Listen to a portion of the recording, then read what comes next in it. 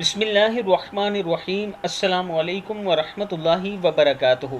عابد راجہ channel کی طرف سے آج میں اپنے دوستوں کو رسول اللہ صلی اللہ علیہ وآلہ وسلم کا بہت ہی پیارا فرمان بتاؤں گا۔ اس سے پہلے میں اپنے تمام دوستوں سے گزارش کروں گا کہ اس ویڈیو کو آپ نے آگے ضرور شیئر کرنا ہے۔ تو شروع کرتے ہیں۔ بسم اللہ الرحمن الرحیم۔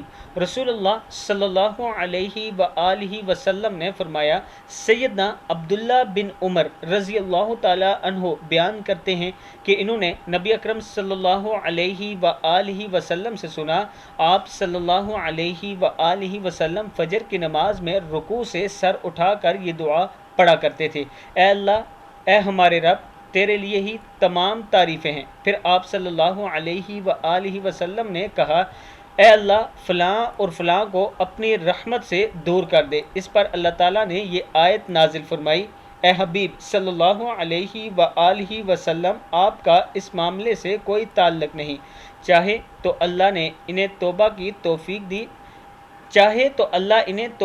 توفیق دے یا انہیں عذاب دے، کیونکہ وہ ظالم ہیں۔ سورہ آل عمران کی آیت ہے۔